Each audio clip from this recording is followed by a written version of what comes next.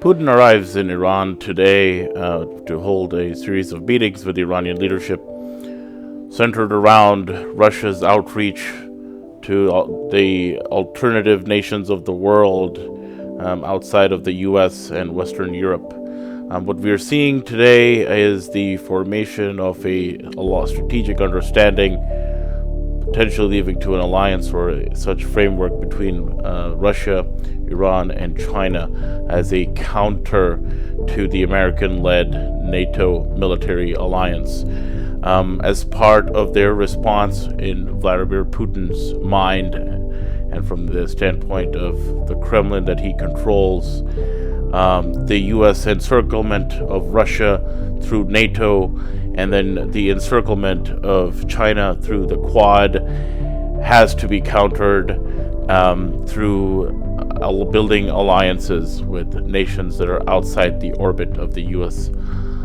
Major or NATO alliances. And so as a consequence of that, Russia, China, and Iran are continuing to build, as I said, trade, military, and other socioeconomic agreements so that bull can serve as a bulwark against NATO and American-led plans for the entire world. Now, as Russia assesses its progress, a couple of months into its invasion in February of Ukraine, as you can see on this map here, Russia has pretty much taken control of the south, with the exception of Moscow and Odessa. But there are reports that Russia will most probably take those over as well in the coming weeks, as well as recognizing I think the vulnerability of Moldova to Russian occupation as well. However, as you can see from Crimea being the launching pad, the south of Ukraine is pretty much under Russian control, which also restricts the export of wheat and oil or other resources, and in a way isolates Ukraine with its primary supplies coming from the west, from Lviv, and then the Donetsk and other eastern regions continue to be under Russian occupation. And so as Putin continues this war, taking a step back across the world, he's trying to build alliances so that he can minimize the economic damage from the sanctions and other Western actions against the Russian state of Russia, as well as trying to strengthen their own internal manufacturing, especially when it comes to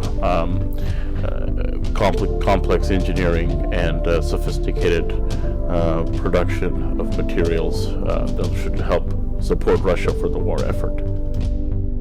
The core of understanding how we arrived today is important to have some context. Ever since the completion of World War II, the United States established a new world order with the United States at the head of a new paradigm that was established in the world, which included geopolitical, financial, and military framework that was imposed across the world, with the rival camp being led by the USSR and the Warsaw Pact, which led its current alliance. However, what we have seen which is a primary watershed moment, was after the 2003 illegitimate invasion of Iraq, was that the world has now started to gravitate against that established world order, with now a new axis of countries, namely the Russia, China, Iran, North Korea, and other countries that are trying to break away from this world order. And what we are seeing today is the resulting tension from that system.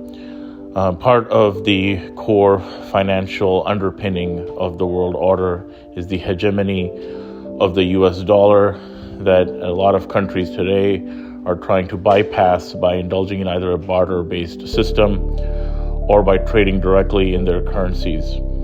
And so what we have to examine in the coming weeks and months is not only formal pacts, but informal understandings and alliances that are being formulated by these non-Western aligned nations, and the success that they have in their trade as well as cooperation in the financial, technological, and military spheres.